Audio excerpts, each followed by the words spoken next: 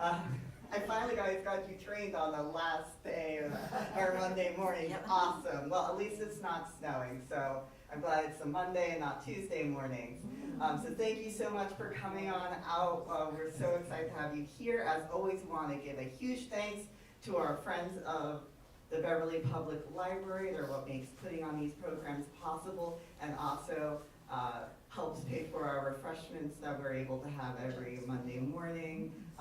You may have noticed we had a little bit of an extra spread this morning, and that's courtesy of our wonderful presenter, Anne Crowley, who also writes under Mary Alice Alexander. You may have seen some of her books that she put out for people to view, as well as other books related to Jane Austen and her world in the back, which if you didn't get a chance to see, you'll be able to see afterwards. And with that, we are so excited to have her with us today to talk about Jane Austen. As many of you guys probably know, this is a very exciting anniversary. There's been a lot of programming related to Jane Austen as this marks the 250th anniversary of her birthday.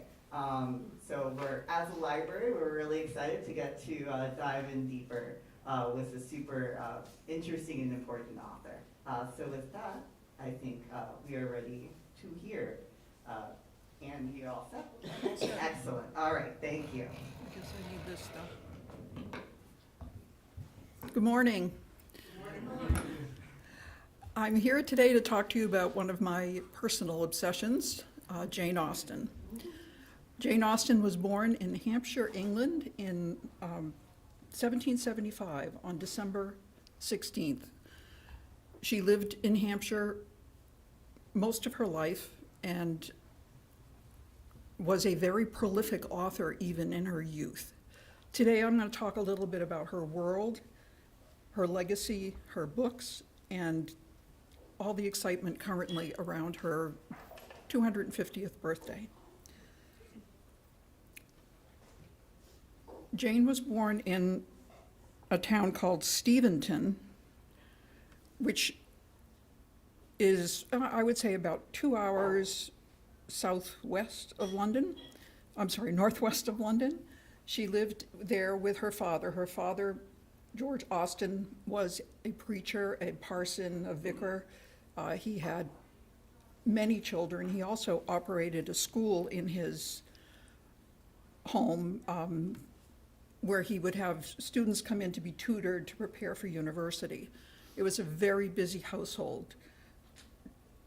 Jane was the second daughter, her older sister Cassandra, and she had 3 brothers, 2 of whom became naval officers. So as Jane was growing up, it was a very different time for children. She was taught at home for her first years. There were no elementary schools that we're accustomed to, but she was sent to school at a relatively young age because her sister was going to be sent to school. And they went to school in, all right, I've forgotten, but it's probably up there, Oxford, Southampton, and Reading. And while she was at school, she became extremely ill with typhus, which is a disease that we fortunately don't have to have anymore. And as a result, she was brought home and never returned to school. At home, she would write her own stories. She would put on plays with her siblings, and she was extremely productive in what's called her juvenilia, which are all the writings she did before she wrote her actual novels that people are familiar with.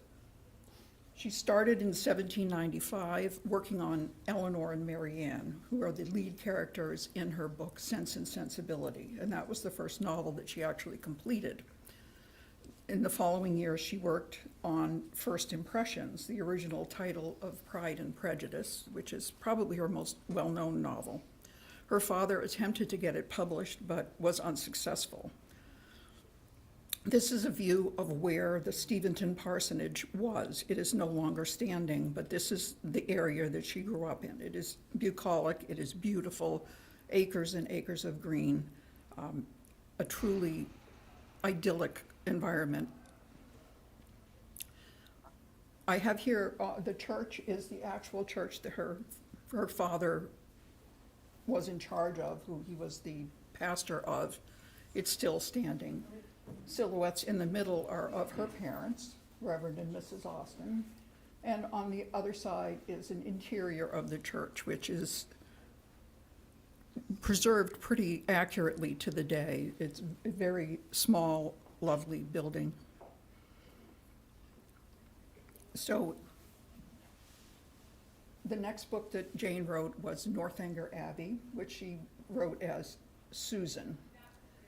Shortly thereafter, her father retired from the ministry and the family relocated to Bath. Bath is a city that is very commonly associated with Jane Austen, but Jane Austen hated Bath. It was not her kind of environment. It's very social, very cliquey, and she was not happy there. Her writing was not as productive when she was living there.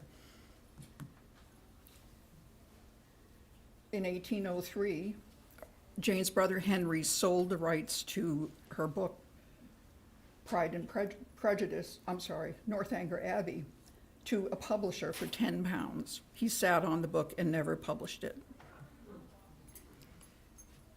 She continued to write.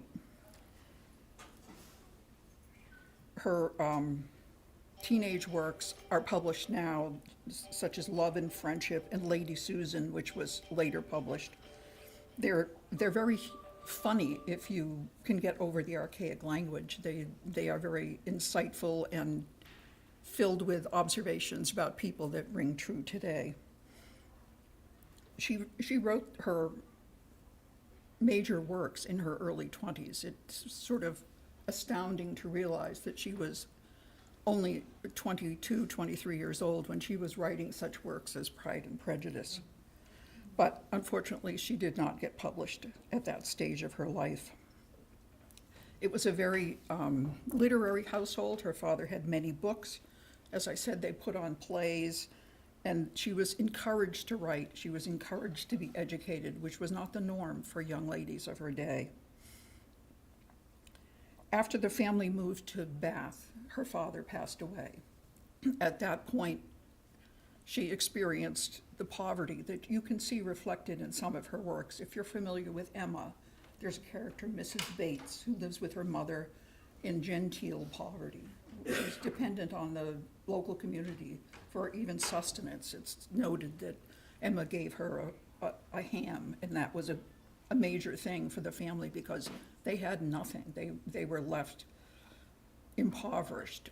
If a gentleman had a number of sons and he had property, that property would go to his eldest son, who was then supposed to look after his siblings. But in many cases, if you're familiar with Sense and Sensibility, when the father died, his son agreed to his father that he would support his sisters, and by the end of the discussion, he basically left them in poverty as well. So this was a very difficult time for Jane, and she was living with her elderly mother, who was either a hypochondriac or very sick, one can not really tell, but who had many challenges, and it was a very difficult time. She did not write a great deal during that period of time. Because she was impoverished, her brother invited her to live with him and his wife, her brother Frank, who had retired from the Navy, in Southampton. She lived there briefly. There isn't a lot of productivity during that period. However, in 1809, her other brother, I should have put this in. These are some images of Bath. I traveled to Bath for the Jane Austen Festival in 2018 or 19, I can't remember. I have a picture of a doorway. That is actually a building that Jane Austen lived in when she was in Bath. The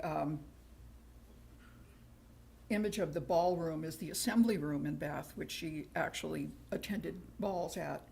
This is the crescent, this building on the corner. It is literally a crescent. It's enormous, all townhouses. It was the really cool place to live if you were a Bath person. Mary Queen of Scots, and of course there I am in my finery attending the ball. Oh, look, it says right there, I was there in 2019. I have no memory. So when she moved to Chawton, her brother had inherited a mansion, actually two mansions, Gorsham and Chawton, and he had basically a village associated with his mansion, and he gave this small cottage, this brick building, to Jane and her mother and siblings to live in, and she lived there for most of the rest of her life. And this was a very productive period. She was secure. She was living in an environment that was conducive to her having a very broad literary experience. And as a writer, I can look at this image here beside the grandfather clock of this tiny little table with a quill and a bottle of ink, and that is where she wrote most of her work in that situation. She did not have a word processor. She did not have a typewriter. She was writing with ink and quill throughout the day, attending to household tasks, gathering her writing materials, and then if people would come to call, she would scurry away and put them aside because it wasn't really appropriate for a lady to be writing. So she produced all of her novels there, and I was looking this morning at something that I found fascinating. When she was editing her work to revise, she couldn't cut and paste. She couldn't white out. She would take tiny scissors and slips of paper and write her revisions and then pin them to the manuscript in place. And there's actually an existent manuscript acquired by the Bodleian in Oxford in 1811. I mean, from I believe 1811, where you can see that she has made revisions and pinned them in so that when she went back and hand wrote the entire manuscript again for a clean copy, that she would have her revisions available. I'm absolutely astounded that anyone could manage that. This is a series of images from the big house, the house in Chawton. As I said, her brother Edward had been sort of adopted. They didn't really have formal adoption at the time, but he was taken in by the Knight family to be their heir because they had no children. And as a result, he inherited everything that the Knight family had. And this large brick building is the house, and these are just some images of the grounds surrounding it, which are phenomenally beautiful. I keep meaning to do research on these rhododendron bushes, which you can see this rhododendron thing here, because the climate is so perfect for rhododendrons. They grow into these enormous hedges, and they're really quite striking.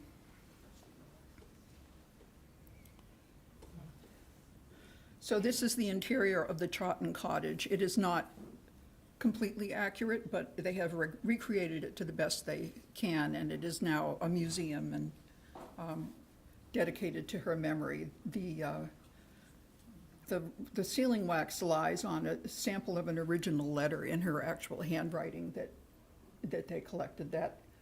That image of the bedroom is a recreation. Of course, there were no photographs, so this is the best they can estimate what her bedroom looked like. Another view of the writing table and a beautiful garden in the back of the Chawton cottage. You can visit the Chawton cottage and the Jane Austen site there, and I highly recommend it if you happen to go to Hampshire or Alton. So subsequently, these were the times when she was working towards getting her books published. Her brother Edward also was instrumental in that. He brought her books to someone that he knew and finally got one published. It was first Sense and Sensibility, but she couldn't put her name on it because that was unseemly, so it was published under a lady.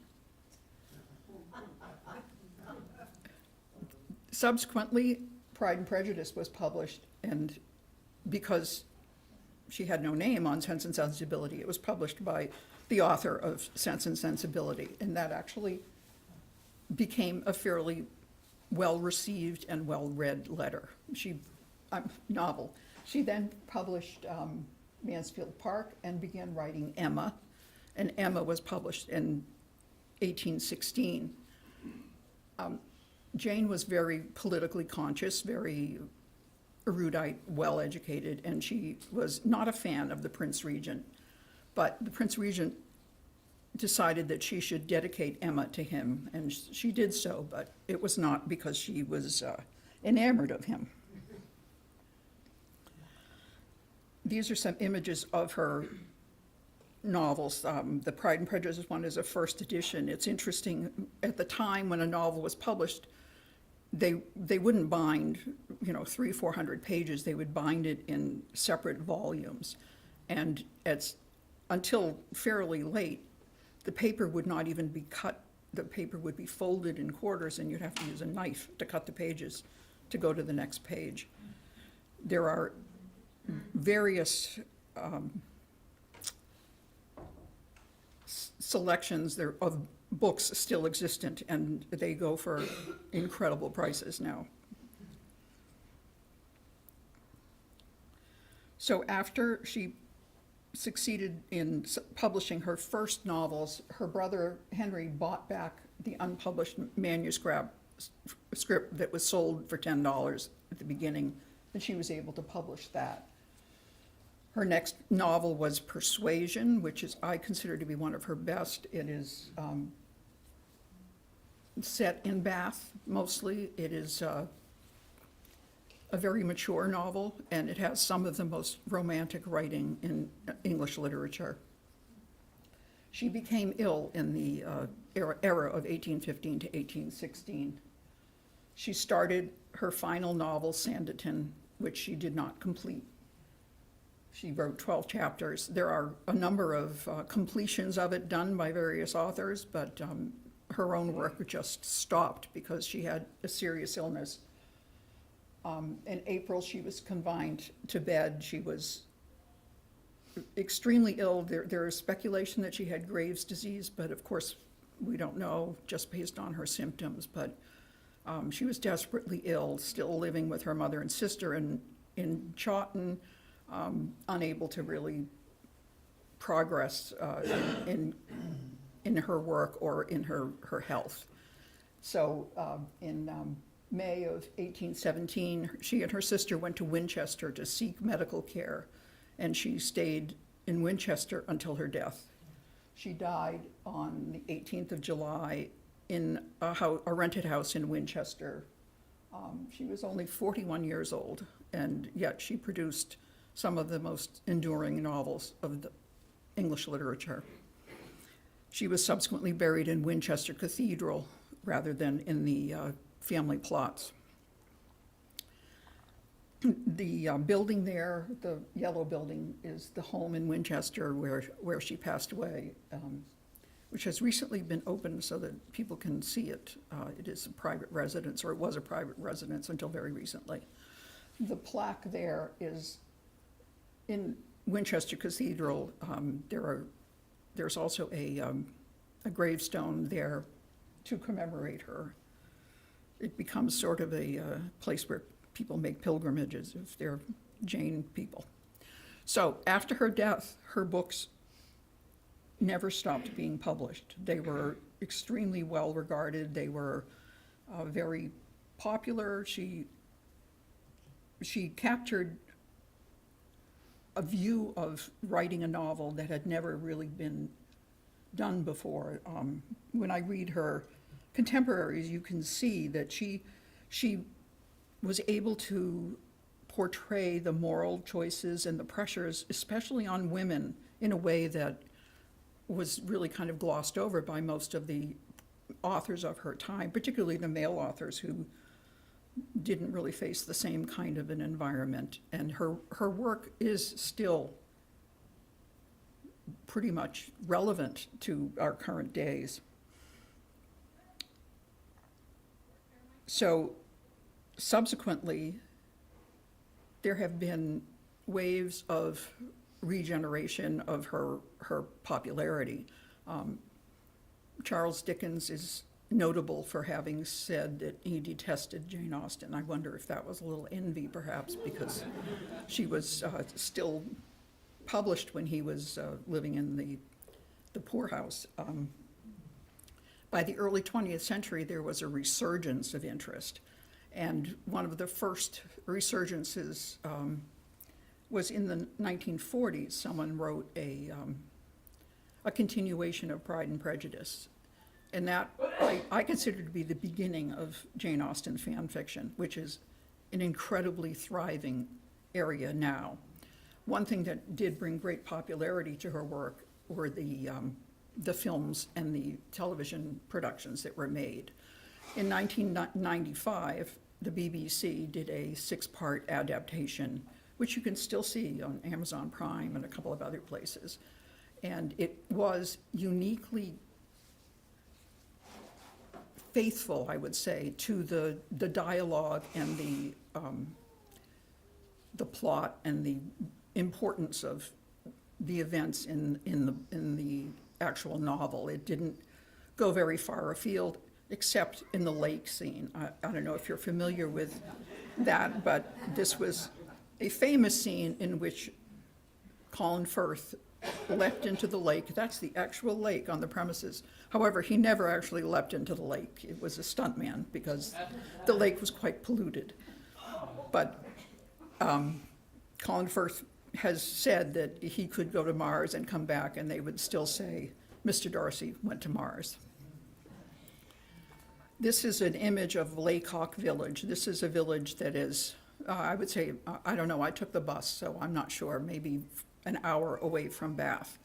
And this is a preserved village. You can still see this if you're sharp-eyed, you can see this in any number of historical films or television productions. They have not put in the gas pumps and the wires and all those things that show that it's contemporary. But these buildings are intact and truly beautiful. It's a delightful village to walk through.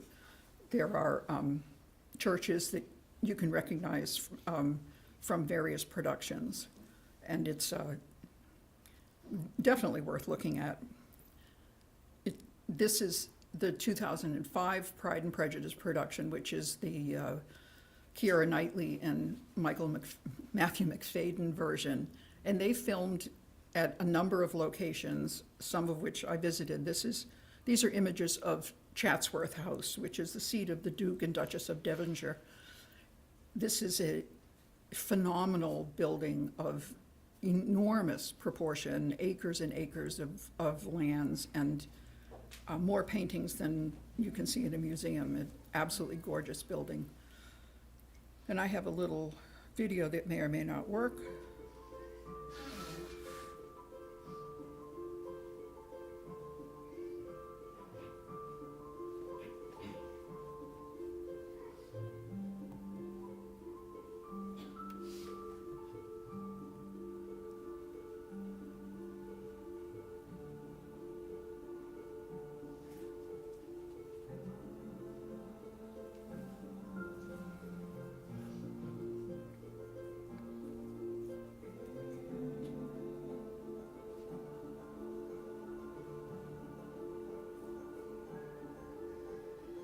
It's my lunch.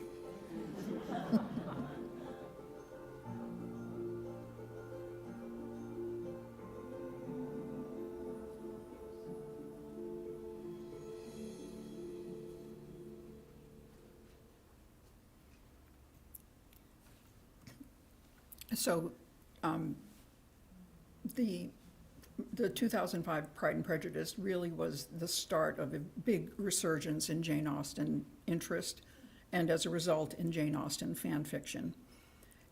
The book, the first book, An Assembly Such as This, was my gateway drug. I actually borrowed that book from this library, and it was the beginning of my interest in Jane Austen's continuations, variations, and just general expansion, I guess. In the center is the book Longbourn, which was a very successful commercial publication by Joe Baker, which it takes the view of Pride and Prejudice from the perspective of the servants. And it has the events, but from an entirely different point of view. And I've also included Bridgerton, which I ascribe some of its popularity to its similarity to the era, although don't get me started on the inaccuracy of the costuming.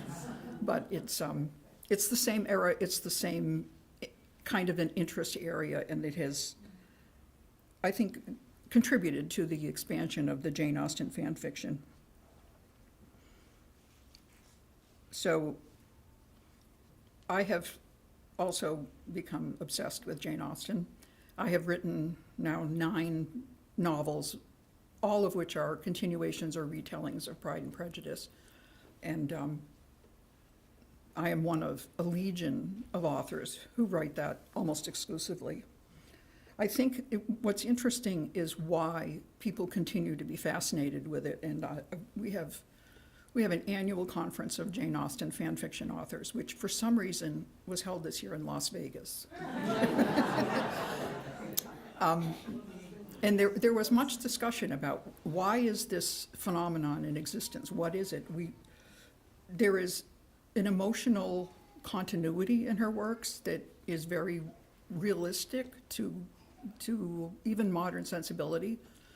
There is a depth of character which you don't always see. If you're familiar with Pride and Prejudice, Mr. Darcy really has a phenomenal character arc from being a basically stuck-up, proud, very unpleasant gentleman to being a delight at the end of it. And I think that's very appealing to people, and it continues to have resonance in the modern day.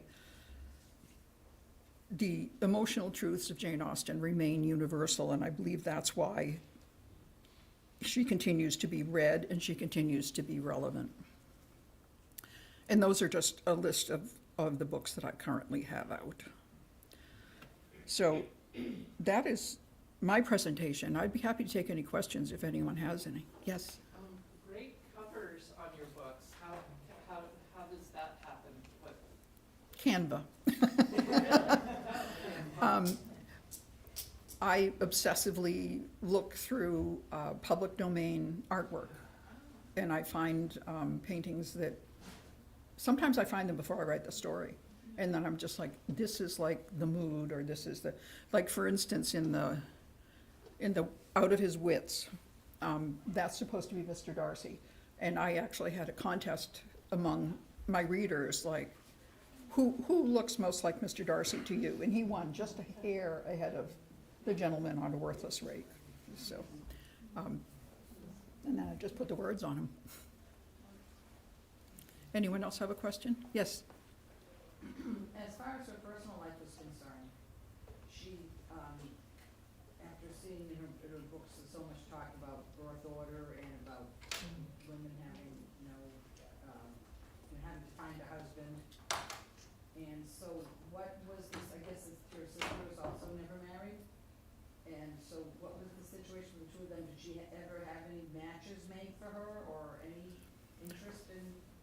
Her sister Cassandra was engaged to a gentleman who was, I believe he was a physician or an apothecary, and he went on a voyage to the Indies to get some money so that they could get married, and then he died on the voyage.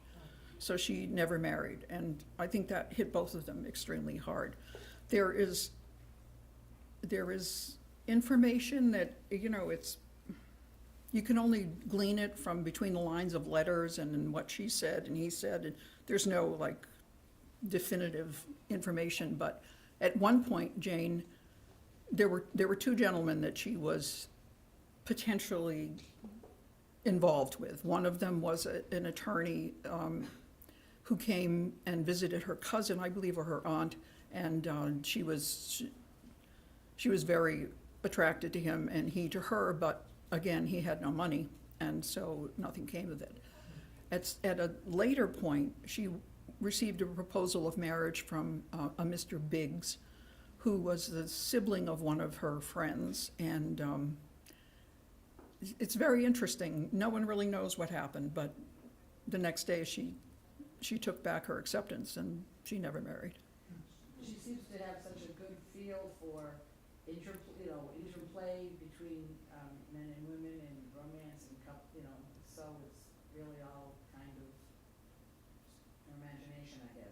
And observation. observation.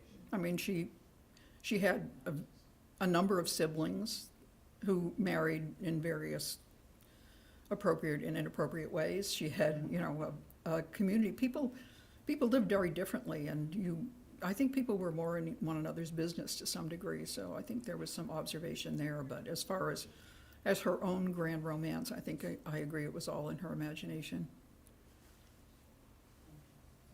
Yes?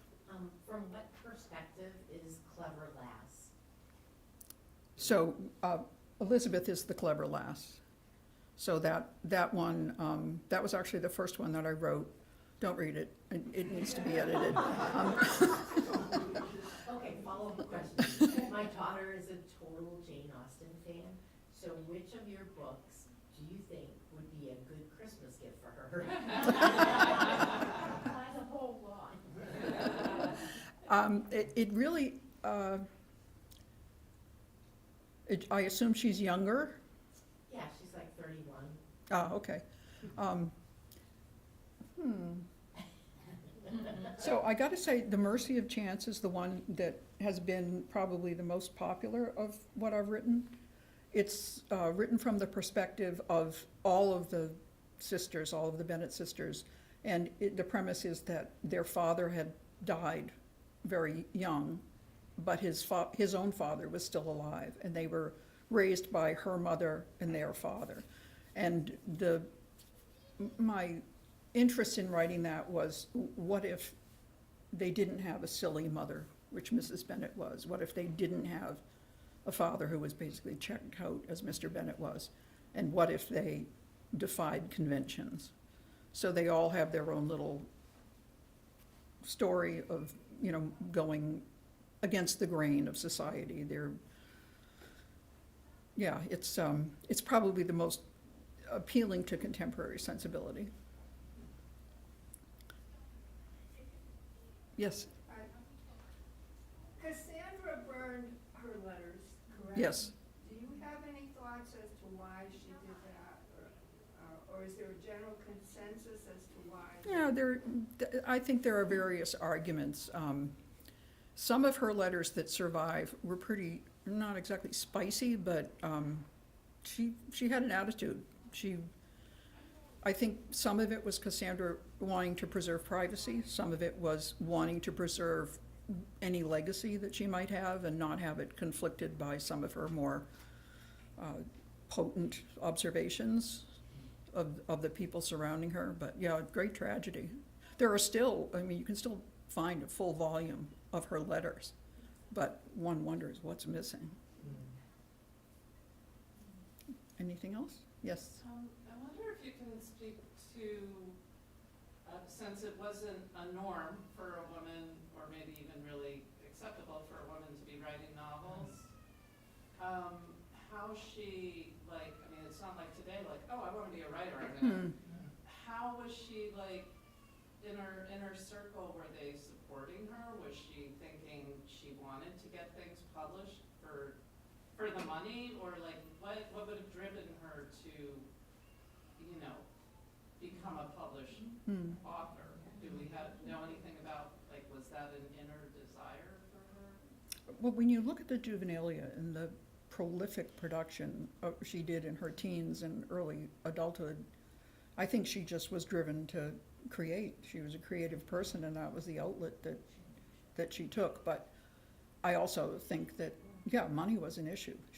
She never had enough. It was always, you know, putting it together, trying to make her way. So, although she made, I don't know, I saw once something like £600 in her entire existence or something, a very small amount, which is equivalent, you know, maybe $30,000 or something over the course of her life. But that would have made a difference for her, given that her father was no longer alive. She was not married.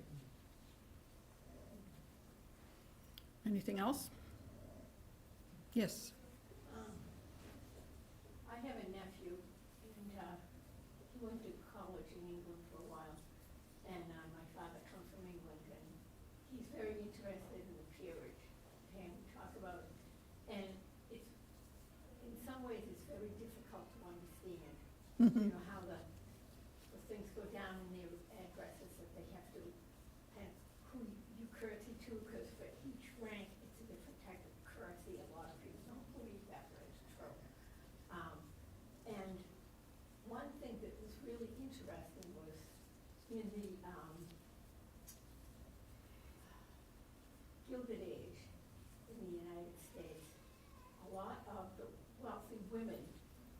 Vanderbilts and the Astors and things like that, married into the peerage because they had the money and the men with the titles did not have it. And they would go over there and rejuvenate, you know, and for the men, you know, they would marry someone who might have been, like a second or third son. They might marry someone who had a title, in some ways to be associated with it so that they could sort of be on a par with their older brother because no one got anything unless the firstborn asked Harry. And likewise for the men, they would marry English women also to get their money. Because an awful lot of times the men would leave nothing because they would go through the fortunes and leave, you know, the next person who inherited with so many debts and bills that they couldn't afford to.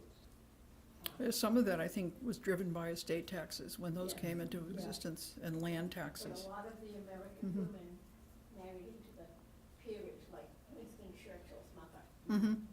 Yeah, that's true. Anything else? Yes?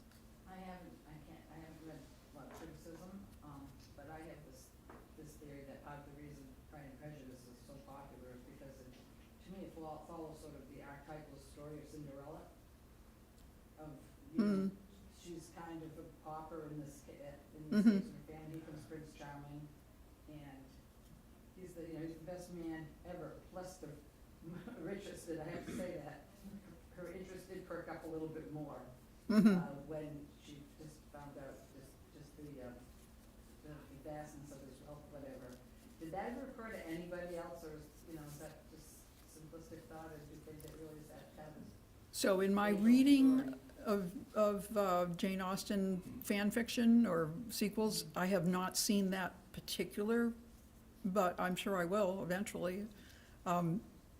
Yeah, I think there's, you can look at it in a number of different ways, who rescued whom? Because Darcy was a pretty unpleasant, unhappy character until he found someone who could draw out his more emotional side. Yeah, so it's interesting. I think there are a lot of different approaches. There's a Beauty and the Beast. I mean, there's Pride and Prejudice and vampires. So you can turn it any way you like. Does anyone else have a question? Well, thank you very much. We have tea and cookies.